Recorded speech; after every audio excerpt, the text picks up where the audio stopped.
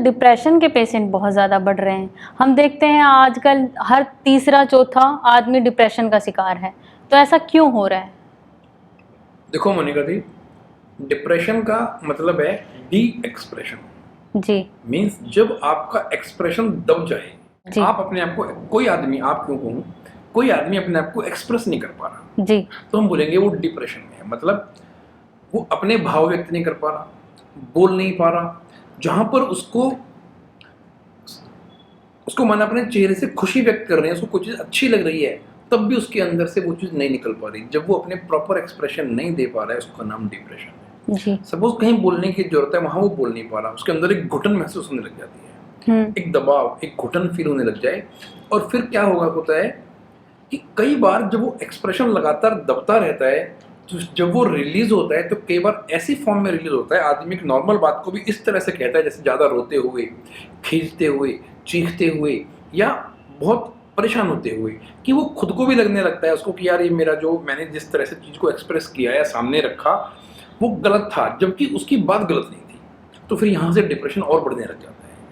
तो डिप्रेशन और कुछ नहीं है, जब आदमी का एक्सप्रेशन दबने लग जाए, वो अपने आप को प्रॉपरली व्यक्त ना कर पा रहा, उसी का नाम डिप्रेशन। सर, डिप्रेशन के कॉमन सिम्टम क्या है कि आदमी को खुद पता चल जाए कि वो डिप्रेशन की ओर बढ़ रहा है? यस, देखो डिप्रेशन के अंदर ना सबसे पहले आदमी को एक अकेलापन, जी। एक दुख मीन्स दुख का एक लंबा स्पैन, अवसाद भरा दुख, कि उसको कुछ करने का मन नहीं कर रहा, एक अकीपन, चिड़चिड़ापन, उसको अपनी बॉडी में कई बार हर अंग में पेन होने लग जाएगा। डॉक्टर बोलेगा यहाँ पर पेन है, डॉक्टर ने यहाँ की दवाई दी, यहाँ का कुछ आराम पड़ा, अगले दिन यहाँ पर पेन हो जाएगा, फिर बोलेगा मेरे गर्दन में पेन हो रहा है, फिर बोलेगा मेरे कमर में दर्द हो रहा है। मीन्स ऐसा होता है कि उसको शरीर के जब हर अंग में दर्द होने लग जाए और डॉक्टर की रिपोर्ट आ रही है कि कुछ भी प्रॉब्लम नहीं है, माना कोई टेस्ट हुए उसमें आ रहा है कोई प्रॉब्लम नहीं, उस आदमी को ऐसा लगने लग जाए कि मेरी कोई वैल्यू नहीं है, खुद की अपनी नज़र में भी उसको अपनी वर्थ कि मैं कुछ नहीं कर पा रहा, मैं कुछ नहीं कर सकता, सामने अपने फ्यूचर के बारे में सोचे तो उसे क्लोज, एक अंधेरा नजर आने लग जाता है, भविष्य नजर ही नहीं आता अपना। उसे ऐसा लगता है कि मेरी सेल्फ रेस्पेक्ट तो खत्म हो रही है, दूसरे भी मेरी रेस्पेक्ट नहीं कर रहे। एक वो मीन्स वो ईगोइस्टिक नहीं है, लेकिन उसने अपनी नज़र में अपने आप को इतना वो नीचे पहुंच जाता है आदमी, उसको ऐसा लगने लगता है कि दूसरे आदमी ने उसकी जरा सी कोई बात नहीं सुनी, मतलब इनको मेरी बात की कोई कदर नहीं है। तो ये कुछ ऐसे सिम्टम है, चिड़चिड़ापन हो जाना, अकेलापन महसूस करना, सारे दिन थकान, लेथार्जी, मीन्स कोई काम किया नहीं किया ऐसा लगना कि शरीर के अंदर जान ही नहीं बची। बहुत से लोगों का ये सिम्टम है। नींद का बहुत ज़्यादा आना या नींद का बिल्कुल भी ना आना, ये डिप्रेशन का सिस्टम है। सर, डिप्रेशन के कॉमन सिम्टम क्या है कि इंसान को खुद पता चल जाए कि वो डिप्रेशन में है? देखो मोनिका जी, जब आदमी को अपने अंदर एक घुटन महसूस होने लगे, जी। जो वो व्यक्त करना चाह रहा है, पहला सिम्टम तो ये हो गया कि वो व्यक्त ना कर पाए। जी। उसे सारे दिन एक थकान सी रहने लग जाती है, कुछ लोगों को नींद ज़्यादा आ रही है, कुछ लोगों को बिल्कुल नहीं आ रही है, एक चिड़चिड़ापन, अकेलापन लगने लग जाए, उसको भीड़ के अंदर भी अकेलापन लगे, कहीं जाने का मन ना करे, घर में कोई रिलेटिव आ रहे हैं तो उसका मन करे कि मैं अवॉइड करके बाहर चले जाऊँ। जी। उसके शरीर के लगभग हर अंग में दर्द होने लगता है किसी आदमी को। कोई बोल रहा है कि अकेलापन इतना बढ़ रहा है कि उसे ऐसा लग रहा है कि मैं यूजलेस हूँ। जी। मीन्स अपना सेल्फ इमेज बिल्कुल पुअर हो गया है, अपनी कोई वर्थ नजर नहीं आ रही, अपनी सेल्फ रेस्पेक्ट तो खत्म हो ही रही है, सामने वाले किसी ने उसकी बात जरा सा ध्यान से नहीं सुनी, जी। उसे ये लगेगा कि जैसे मेरी कोई इज्जत ही नहीं है।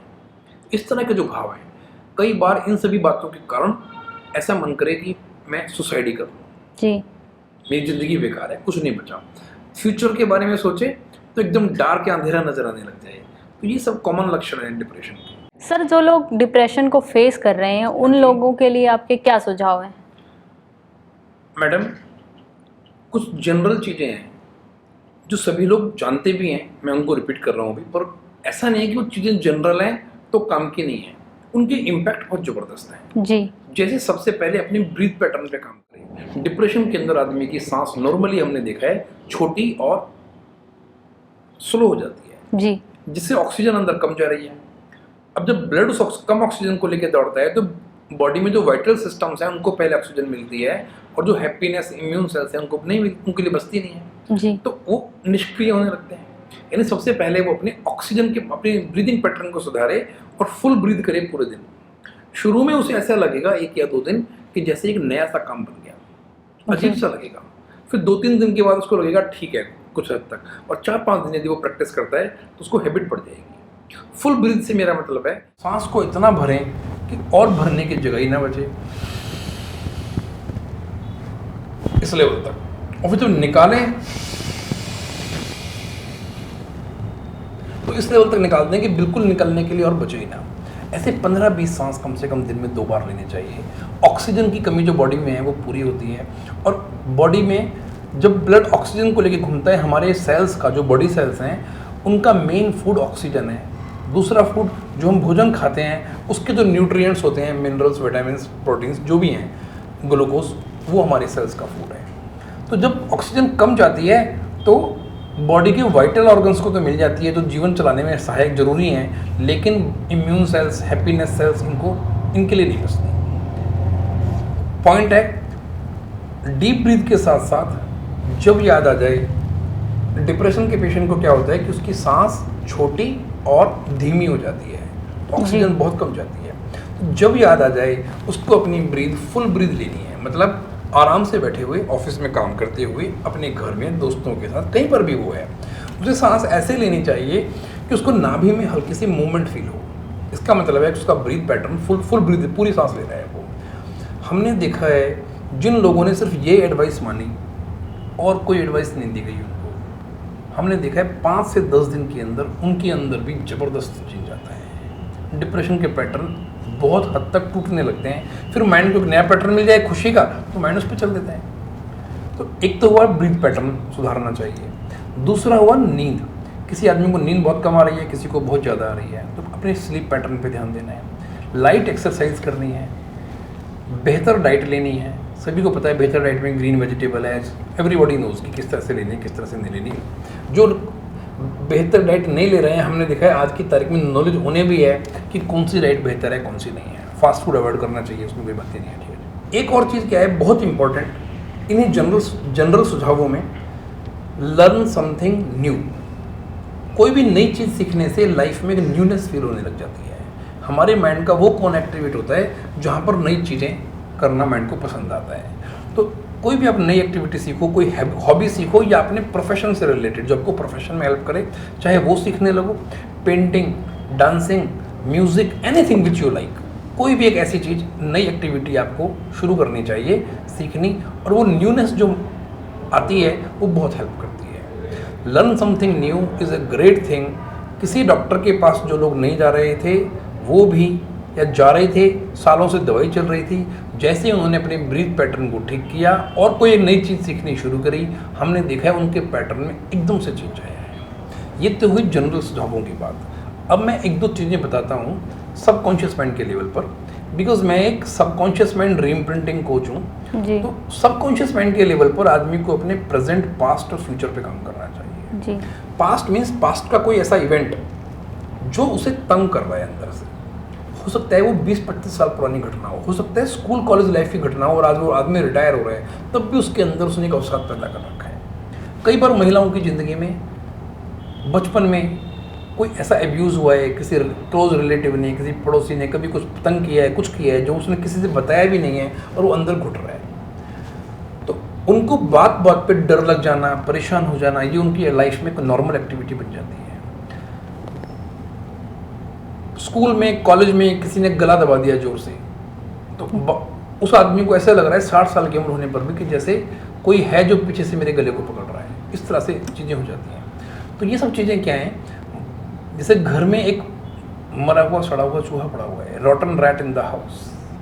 आप घर में कितनी भी परफ्यूम लगा रख दो, थोड़ी देर के बाद फिर से स्मेल आने लगेगी। तो कितना भी खुश होने की कोशिश कर ले, यदि किसी के पास्ट का कोई ऐसा प्रिंट किसी के मन में पड़ा हुआ है तो उसको तंग करते रहता है। तो जब तक उसको, चूहे को निकाल के बाहर ना फेंक देंगे हम, उस रैट को, तब तक घर में शांति नहीं पड़ेगी। सेम वे उस प्रिंट को जब तक इरेज ना किया जाए, तो हम अपनी टेक्निक से, सबकॉन्शियस माइंड रीइम्प्रिंटिंग की टेक्निक से उसको, उस मेमोरी को इरेज कर देते हैं, या भूलने में मदद करते हैं, या उस आदमी को वहाँ पर कैसे परफॉर्म करना चाहिए था, हम पास्ट इवेंट में ले जाकर उसको वैसे परफॉर्मेंस कराते हैं।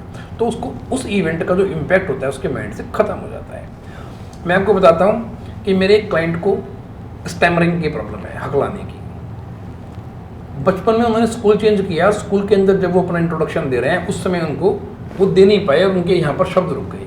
तब से उनको एक फीलिंग रहने लगी जैसे मेरे यहाँ पर कंठ में कोई, मेरे गले में कोई पत्थर जैसी चीज़ है और मेरे वर्ड्स आराम से बाहर नहीं आ रहे हैं और बस वो रहने लगी। जैसे ही उस मेमोरी को हमने इरेज किया, डिलीट किया, इमीडिएट एकदम से वर्ड्स खुलने लग गए और प्रॉब्लम बिल्कुल ठीक हो गई। तो पास्ट पे काम करें, प्रेजेंट का कोई भी इशू है इसको सुधारे, क्योंकि पास्ट की प्रॉब्लम प्रेजेंट में झलक रही है, प्रेजेंट की प्रॉब्लम फ्यूचर में झलकेगी।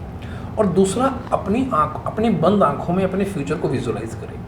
नॉर्मली डिप्रेशन के पेशेंट को जब हम बोलते हैं फ्यूचर विजुअलाइज करो, उससे एकदम डार्क नज़र आता है, कुछ नज़र नहीं आता।